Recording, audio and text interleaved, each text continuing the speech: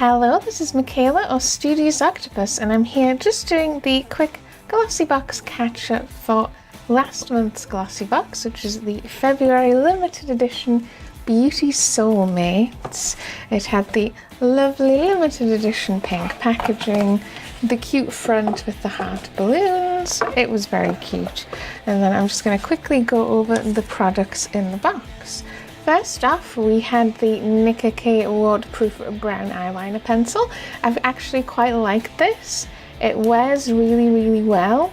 The only thing I would say about it is you put it on and you have not the hugest amount of time to work with the product on your face with the smudging brush before it sort of becomes solid, and then if you keep working on it you kind of rub it away and get sort of eraser style little nubbly bits coming off, which is the product sort of being rubbed off, and that is probably because of its sort of waterproofness that it becomes a solid layer on your face, and then you can't actually rub it off if you keep trying to blend it after it's dried too much.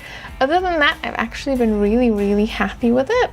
It's a nice lovely brown. It's very sort of neutral, not too dark unlike a black one. It's very everyday. The little blending nub works quite well, and I also found out, because lots of people very helpfully told lots of other people online how to find your erasing end, which is in here. When you pull this off, you get a little thing at the end that comes off, which to me seems like completely weird. That will focus on it, but yeah, it's a little plastic style eraser because this is quite a soft product. You'd just be pressing it in to re-get that sharper tip. So far I haven't particularly found that the end is so fat that I can't keep using it as is, so I haven't actually had to use the sharpener yet. But yeah, so far quite happy with this product. It was really affordable at £4. I would probably buy this. So yeah, I quite like that. The next one up was the MUA Power Pout Glaze. I have more mixed feelings about this, but generally I feel like it was nice. I like the colour and actually the feel of it on my face, like the Essence's sort of lipstick hybrid lip gloss. It's actually pretty comfortable. It's not too bad. It isn't like lip glosses of old. The most thing I'm unconvinced by is actually the packaging that it comes in. I'm not convinced that it wouldn't be better off just in a more traditional style lip gloss sort of applicator like the Essence one was again. Other than that, it's nice enough product, it's a pretty enough colour, it's comfortable enough to wear, and like the Natasha K product, it's only £3.50, so it's not so expensive that I don't think, yeah, I quite like this. Next up is the tweezers, and I remember saying that, is it worth it for the pretty packaging and the pretty sort of print to pay more money? And I still don't think that. I still think it doesn't have to be pretty, but I do think these are actually still very good tweezers, sort of functionally as tweezers. They're bigger and longer than the ones that I already have, so they're much easier to use. It's much easier to grab either a bunch of hairs because it has a thicker end, or a few with the fact that it's slightly tapered, so you use the end that is slightly longer to grab the finer hairs. And I've been finding that it's been working quite well, and it is a little easier than the pair of tweezers that I already had, which were a bit smaller and a bit more flimsy feeling. So actually paying a little bit more money would be worth it, because these were £8. I'm still not convinced that they need to be pretty, but I do think it's worth buying a more expensive pair of tweezers. I really like these and I'm going to keep using them, and I'm glad that I got them. The next product is the Neobay Natural and Organic Hair Mask. We've had Neobay before, and again, I've actually really liked this. It's a relatively light hair mask, and it does give you more volume. I have been using it in my hair, so my hair feels a bit more volumey than it normally does, but it's not like really dramatic volume.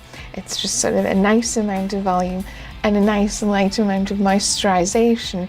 If you wanted a hair mask that was actually for damaged hair, this isn't the one.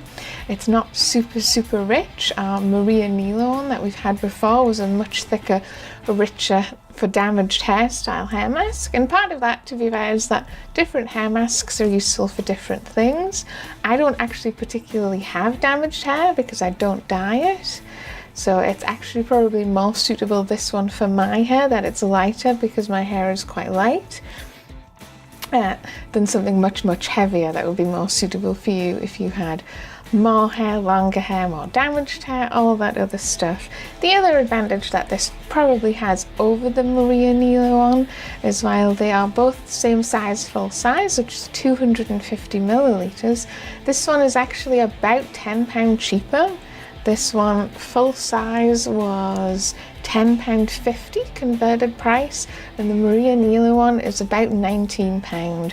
So if a lighter hair mask is more suitable for your hair type, this has actually been really nice. I've really liked using it. I still have plenty left. I think it's maybe a third left. I don't need to use lots and lots of it because my hair is quite short, which is handy as well.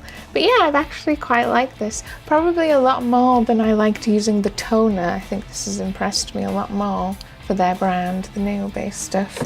And then the last product, which is this one, the Wilkinson Saws razor, and this is the product that I'm going to be the most negative about.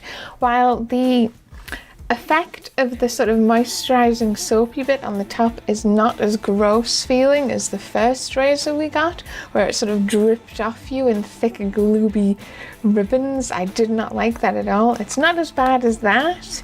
It does sort of feel moisturizing, but it doesn't feel so amazing that it's not worth like just getting a normal razor.